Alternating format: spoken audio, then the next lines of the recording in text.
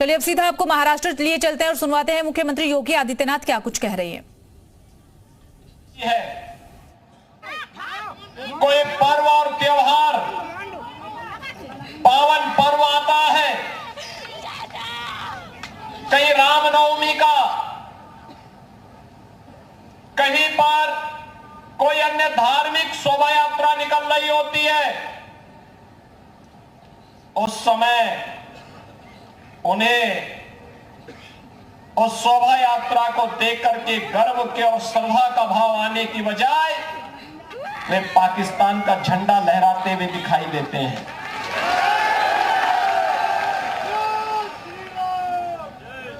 भारत आज दुनिया के अंदर एक महाशक्ति बनकर के आगे बढ़ रहा है। हम एक भारत श्रेष्ठ भारत की बात प्रधानमंत्री मोदी जी कहते हैं, लेकिन कुछ लोग हैं भारत की चिंता करने की बजाय वे पाकिस्तान और फिलिस्तीन के लिए घड़ियाली आंसू बहाते हैं। और इसलिए उनको कहने के लिए मैं आज आया हूं, उन्हीं को बताने के लिए आया हूं कि अगर हम भारत के अंदर हैं तो हमारा एक धर्म होना चाहिए और राष्ट्र धर्म होना चाहिए, और राष्ट्र धर्म के अलावा कोई धर्म नहीं होना चाहिए। इसी राष्ट्र धर्म की स्थापना के लिए छत्रपति शिवाजी महाराज ने हिंदवी स्वराज की स्थापना की थी। इसी राष्ट्र धर्म के लिए तानाजी महाराज ने और संभाजी महाराज ने अपना संघर्ष किया था, और इसी राष्ट्र धर्म की स्थापना के लिए माता जीजाबाई ने एक नई प्रेरणा दी थी। यही राष्ट्र धर्म है जो छत्रपति शिवाजी महाराज को समर्थ गुरु रामदास ने प्रेरणा प्रदान करके आगे बढ़ाया था, और यही राष्ट्र धर्म है जो राष्ट्र धर्म जिसको राष्ट्र संत टुकड़ोजी महाराज ने इस क्षेत्र से पूरे देश के अंदर फैलाने का कार्य किया था। महाराष्ट्र की धरती इस दिशा में बहुत सौभाग्यशाली है, इसने राष्ट्रवीरों को दिया है। इस धरा ने शौर्य और पराक्रम के लिए भारत के लिए लड़ने वाले वीरों की एक लंबी श्रृंखला दी है। इस धरा ने राष्ट्र संतों को भी दिया है। ये वही धरा है जिसने समाज सेवी भी देश को उसके अनुसार प्रदान किए हैं, और इसलिए महाराष्ट्र की इस धरा को कौन ऐसा भारतीय होगा जो श्रद्धा और सम्मान के भाव के साथ अभिनंदन न करना चाहता होगा। यही तो धरती है, यही तो धरा है जिसने बाबा साहब भीमराव अंबेडकर देश को दिए। यही तो धरा है जिसने स्वराज मेरा जन्मसिद्ध अधिकार है मैं इसे लेकर के रहूंगा, लोकमान्य तिलक महाराष्ट्र की धरा ने ही देश को दिया था। यह वही धरा है जिसने वीर सावरकर, जिन्हें एक जन्म में दो आजीवन कारावास की सजा हुई थी, भारत की आजादी के लिए जिन्होंने अपना सर्वस्व न्यौछावर किया था, वीर सावरकर की इस धरा को भी मैं कोटि कोटि नमन करते हुए आप सबका अभिनंदन करता हूं। बहनों और भाइयों, आज जब महाराष्ट्र विधानसभा का यह चुनाव चल रहा है, दो महागठबंधन आमने सामने हैं। एक और भारतीय जनता पार्टी के नेतृत्व में एनडीए महायुति गठबंधन के रूप में आपके सामने अपने मुद्दों, अपने मूल्यों और अपने आदर्शों के साथ है, और दूसरी तरफ महाअघाड़ी गठबंधन कांग्रेस के नेतृत्व में। और जब महाअघाड़ी की बात आती है तो मैं कहता हूं ये महाअघाड़ी नहीं, यह महाअनाड़ी गठबंधन है। महाअनाड़ी इसलिए क्योंकि जिसको राष्ट्र धर्म की चिंता नहीं, जिसे अपने संतों महापुरुषों, समाज सेवियों के मान मूल्यों के लिए मर्यादाओं की चिंता नहीं, जिसे राष्ट्र की सुरक्षा की चिंता नहीं, जिसे युवाओं के भविष्य की चिंता नहीं, जिसे बहन और बेटियों की सुरक्षा की चिंता नहीं, ऐसा महा अनाड़ी गठबंधन जिसको नेतृत्व दे रही है कांग्रेस, उस कांग्रेस से अब देश को कोई अपेक्षा रखनी भी नहीं चाहिए। आपने कांग्रेस के नेताओं के चरित्र को देखा है, कैसे आजादी के बाद से लेकर के आज तक लगातार राष्ट्रीय मूल्यों के साथ खिलवाड़ करना इसकी प्रवृत्ति बन चुकी है। जब भी भारत संकट में आता है, कांग्रेस के नेता भारत छोड़ करके दुनिया के अंदर अपनी पिकनिक मनाते हैं। आपने राहुल गांधी को देखा होगा, जब देश में संकट आता है, राहुल जी इटली में होते हैं, भारत में नहीं होते। दुनिया के अंदर जाते हैं, भारत की निंदा करते हैं, भारत के बारे में अपमानजनक टिप्पणियां करते हैं, भारत को कोसने में कोई कोताही नहीं बरतते हैं। और जब भी भारत के मूल्य और आदर्शों की स्थापना की बात आती है, कौन नहीं जानता है कि अयोध्या में राम मंदिर के मार्ग के जितने भी बैरियर थे, ये सब कांग्रेस ने स्थापित किए थे। ये सभी बैरियर कांग्रेस ने लगाए थे। कौन नहीं जानता है देश के अंदर आतंकवाद की शुरुआत कश्मीर में धारा 370 से प्रारंभ होती है। बाबा साहब भीमराव अंबेडकर के विरोध के बावजूद कांग्रेस के उस समय के नेतृत्व ने धारा 370 को जबरदस्ती भारत के संविधान में जोड़ा था। कौन नहीं जानता है बाबा साहब भीमराव अंबेडकर को चुनाव में परास्त करने का कांग्रेस का षड्यंत्र। कौन नहीं जानता है कांग्रेस को नीतियों को, जो उसने अनुसूचित जाति जनजाति के लोगों को आरक्षण की सुविधा से वंचित करने के लिए तमाम षड्यंत्र किए थे, समय समय पर षड्यंत्र किए थे। और आज भी कांग्रेस वही कर रही है। ये वही कांग्रेस है जो कहती थी कि राम और कृष्ण तो हुए ही नहीं। ये वही कांग्रेस है जो लगातार राष्ट्रीय सुरक्षा के साथ खिलवाड़ करती थी। और आज यह महाअघाड़ी गठबंधन महा अनाड़ी गठबंधन के रूप में इस चुनाव में आपके सामने है। इनके पास न कोई मूल्य है, इनके पास न कोई आदर्श है, इनके पास महाराष्ट्र और भारत के लिए भविष्य की कोई योजना नहीं। सत्ता इनके लिए भ्रष्टाचार का एक जरिया है, सत्ता इनके लिए लूट खसोट का एक जरिया है, सत्ता इनको अराजकता पैदा करने, अपने राजनीतिक स्वार्थों के लिए आतंकवाद नक्सलवाद को बढ़ावा देना इनका एक मात्र इनका जरिया बनता है। और इसीलिए एक तरफ कांग्रेस के नेतृत्व का ये महानाड़ी गठबंधन और दूसरी तरफ महायुति महागठबंधन का नेतृत्व कर रहे प्रधानमंत्री मोदी जी के नेतृत्व में एनडीए के सभी दल, भारतीय जनता पार्टी, शिवसेना और एनसीपी, ये सभी मिलकर के इस चुनाव में आपके बीच में है। बहनों और भाइयों, पिछले 10 वर्ष में आपने भारत को एक नए भारत के रूप में देखा होगा। सुरक्षा की अगर आप देखें तो सुरक्षा जो कांग्रेस की सरकार के समय राष्ट्रीय सुरक्षा दांव पे लगी थी, पाकिस्तान भारत के अंदर विस्फोट करता था, आतंकवाद को भड़काता था, अराजकता को भड़काता था, जब मर्जी सीमा पार करके भारत के अंदर घुसपैठ करके सुरक्षा बलों के जवानों पर हमला करता था। लेकिन आपने देखा होगा आज पाकिस्तान भी जानता है कि उसकी कोई भी नाजायज हरकत का दुष्परिणाम क्या होगा। वह भी जानता है कि अगर मैंने कोई भी हरकत की तो अगले ही दिन, अगले 24 घंटे के अंदर भारत के बहादुर जवान पाकिस्तान के अंदर सर्जिकल स्ट्राइक और एयर स्ट्राइक करके पाकिस्तान का काम तमाम कर देंगे। और इसलिए अब पाकिस्तान अंतर्राष्ट्रीय मंचों पर कहता है कि जान बख्शो, भारत हम पर कभी भी हमला कर सकता है। भयो बिनु होए न प्रीति, ये वही स्थिति है। बहनों और भाइयों, आपने 3 दिन पहले का वो समाचार सुना होगा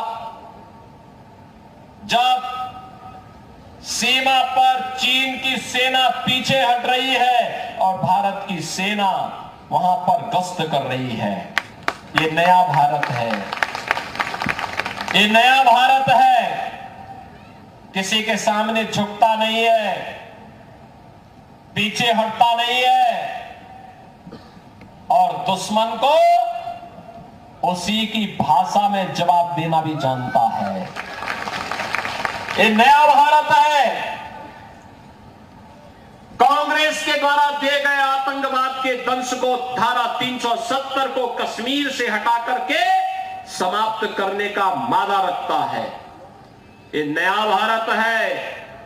अपमान का घूंट पी करके चुपचाप नहीं बैठता है। किसी कालखंड में किन्हीं परिस्थितियों के कारण अगर विधर्मियों ने कोई कार्य किया है ऐसा जो अपमानजनक है, तो उसका परिमार्जन करने का मादा भी रखता है। और वह मादा रखा है अयोध्या में प्रभु श्री राम के भव्य मंदिर के निर्माण को लेकर के। अयोध्या में 500 वर्षों का इंतजार समाप्त हुआ। 500 वर्षों के बाद इस दीपावली को भगवान राम ने अपनी जन्मभूमि पर दीपावली के उत्सव को देखा। कौन ऐसा भारतीय होगा जिसका सिर्फ गौरव के साथ फूला नहीं हो? कौन ऐसा भारतीय है जिसको गौरव की अनुभूति न हुई हो? क्योंकि नया भारत है। ये नया भारत विकास भी कराता है, लोक कल्याणकारी कार्यक्रमों को आगे भी बढ़ाता है। ये नया भारत है जो अपने आन मान और शान की रक्षा करना जानता है। और मोदी जी के नेतृत्व में पिछले 10 वर्ष के अंदर भारत ने वो करके दिखाया है। बहनों और भाइयों, मैं आप सबसे आज यही कहने के लिए आया हूं, ये जो विधानसभा का चुनाव महाराष्ट्र के अंदर चल रहा है, ये महाराष्ट्र के अंदर का ये चुनाव इसी बात को लेकर के है। कैसा महाराष्ट्र हमें चाहिए, किस प्रकार का महाराष्ट्र हमें चाहिए। जिन मूल्यों, जिन आदर्शों के लिए छत्रपति शिवाजी महाराज ने हिंदवी स्वराज की स्थापना की थी, उन मूल्यों और उन आदर्शों का पालन कौन कर रहा है? महायुति गठबंधन कर रहा है या महाअघाड़ी? और अगर आप देखेंगे तो छत्रपति शिवाजी महाराज के मूल्यों और आदर्शों का कोई एक गठबंधन अपना आदर्श मान करके उनसे प्रेरणा प्राप्त करके कार्य कर रहा है, तो वह महायुति गठबंधन है भारतीय जनता पार्टी के नेतृत्व का। छत्रपति शिवाजी महाराज, तुकोजी महाराज, संभाजी महाराज, उत्तर प्रदेश में त्यात्या टोपे हो या फिर उत्तर प्रदेश की झांसी में महारानी लक्ष्मीबाई का संघर्ष हो, ये सभी तो हमें उन्हीं मूल्यों और आदर्शों की स्थापना की प्रेरणा प्रदान करते हैं, जिसको लेकर के आज भारतीय जनता पार्टी कार्य कर रही है। और उसी के लिए आज मैं आपके पास आया हूं कहने के लिए कि छत्रपति शिवाजी महाराज ने उस कालखंड में जब औरंगजेब जैसा दुष्ट और बर्बर आक्रांता भारत के अंदर शासन कर रहा था, उसकी सत्ता को चुनौती दी थी। उन्होंने हिंदवी स्वराज की स्थापना की थी। पूरे भारत के लिए वो एक प्रेरणा बनी। और इसीलिए मुझे याद है जब 2017 में मुझे उत्तर प्रदेश का मुख्यमंत्री बनाया गया, मैं आगरा में गया था। आगरा में मैं जब निरीक्षण कर रहा था, मुझे बताया गया कि यहां पे एक मुगल म्यूजियम बन रहा है। मैंने कभी मुगल का भारत से क्या संबंध है, आगरा से क्या संबंध है। मुझे बताया गया कि औरंगजेब ने यहां पर रह करके बहुत दिनों तक शासन किया था। हमने कहा उनका संबंध क्या है भारत से। हमने कहा भारत का संबंध छत्रपति शिवाजी महाराज से है। इस म्यूजियम का नाम बदलो, म्यूजियम का नाम बदलो। ये मुगल कालखंड और स्थापत्य का नहीं बनना चाहिए, बल्कि मराठा और छत्रपति शिवाजी महाराज का प्रतीक बनना चाहिए। और बहनों और भाइयों, हम लोगों ने इस पूरे म्यूजियम का पूरा आर्किटेक्ट ही बदल करके छत्रपति शिवाजी महाराज की स्मृति को वहां जीवंत करने का काम किया है।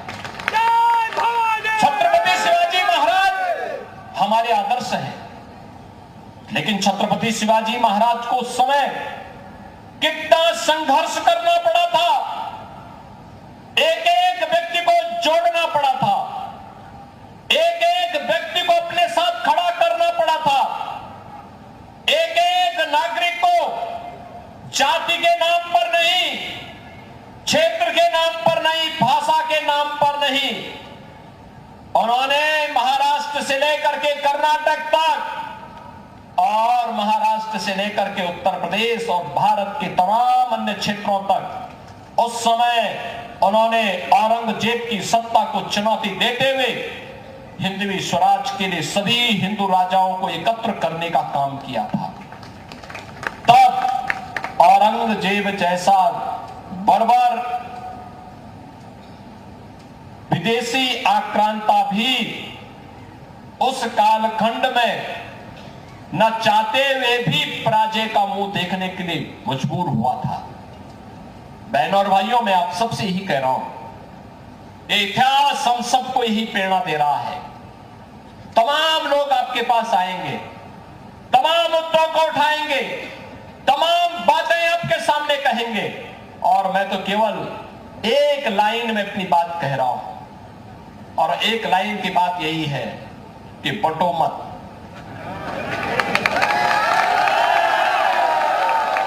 बटो मत। बटे थे तो कटे थे, एक है नेक है। यानी बटे थे तो कटे थे, आज एक है तो नेक है, एक है तो सेफ है। और जब तक एक रहेंगे, सेफ रहेंगे, आपकी शोभा यात्रा पे कोई पथराव नहीं करेगा। पथराव करने वाला आपके आगे आगे झाड़ू लगा करके सफाई करते हुए जाएगा।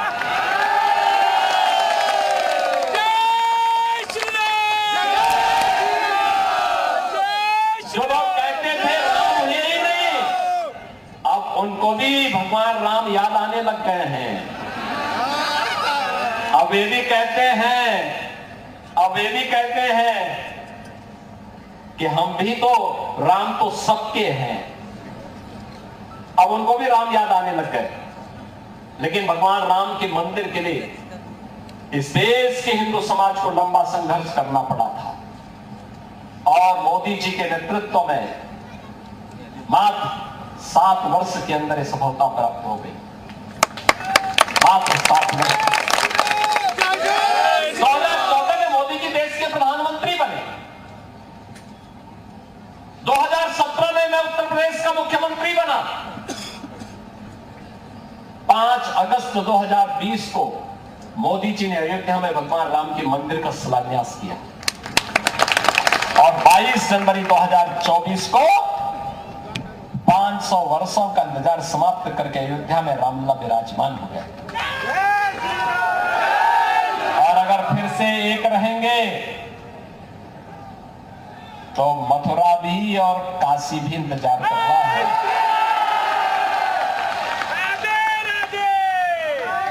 और हम लोग इसीलिए बार बार कहते हैं कि लड़ो नहीं और बंटो नहीं। ये लड़ाने वाले, ये बांटने वाले लोग कभी आपके साथ कभी खड़े नहीं होने वाले हैं, कभी नहीं खड़े होंगे। मैं देख रहा था यहां पर अमरावती में, जब श्रीमती नवनीत राणा यहां पर हनुमान चालीसा के लिए भी संघर्ष कर रही थी। याद करिए, जब बजरंग बली रहे होंगे त्रेता युग में, तब तो इस्लाम नाम की कोई वस्तु इस धरती पे नहीं थी। और आज अगर बजरंग बली की हनुमान चालीसा का पाठ हम कर रहे हैं, रामनवमी की कोई शोभा यात्रा निकाल रहे हैं, उसको प्रतिबंधित किया जाता है, उसको रोका जाता है। किन कारणों से?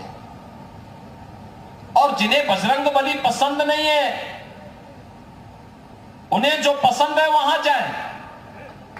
भारत के अंदर कौन ऐसा भारतीय होगा जो राम को न मानता हो, जो बजरंग बली को न मानता हो? और इसलिए बहनों और भाइयों, मैं आप सबसे कहने के लिए आया हूं कि चुनाव राष्ट्र धर्म का चुनाव है। हमारा सब कुछ देश के नाम होना चाहिए, हर काम देश के नाम। हमारा व्यक्तिगत कोई अस्तित्व नहीं है, कोई वजूद नहीं है, कोई मायने नहीं रखता हमारा व्यक्तिगत अस्तित्व। हमारा सब कुछ देश के लिए होना चाहिए। जो देश के हित में है वो हमारे हित में है, जो देश के विरुद्ध है वो हमारे भी विरुद्ध है। और इसी संकल्प के साथ हम सबको महाराष्ट्र की विधानसभा के चुनाव को भी लेना है। अगर देश के हित में महायुति गठबंधन की सरकार आनी है तो हर हाल में आनी है, हर हाल में लानी है। और यही आह्वान करने के लिए मैं आपके बीच आया हूं। यहां पर भारतीय जनता पार्टी ने अपने प्रत्याशी के रूप में, यहां पर भारतीय जनता पार्टी के प्रत्याशी के रूप में श्री राजेश वानखड़े जी आपके बीच में यहां पर आपको भारतीय जनता पार्टी ने प्रत्याशी बनाकर दिया है। बहनों और भाइयों, विकास कराना हो, लोक कल्याणकारी कार्य कराना हो, विरासत और विकास के अद्भुत समन्वय को आगे बढ़ाना हो, या राष्ट्रीय सुरक्षा को सुदृढ़ करना हो, ये केवल और केवल भारतीय जनता पार्टी के नेतृत्व में, मोदी जी के नेतृत्व में ही संभव हो सकता है। और इसीलिए मैं आप सबसे अपील करने के लिए आया हूं। आप सबसे मेरी अपील है कि भारतीय जनता पार्टी और महायुति गठबंधन से जुड़े हुए हमारे जितने भी प्रत्याशी हैं, श्री राजेश वानखड़े तिवसा विधानसभा क्षेत्र से,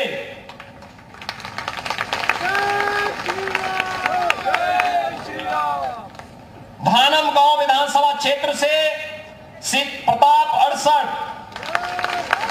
मोरसी विधानसभा क्षेत्र से श्री उमेश उर्फ चंदू यावलकर, ये सभी भारतीय जनता पार्टी के प्रत्याशी के रूप में आपके बीच में है।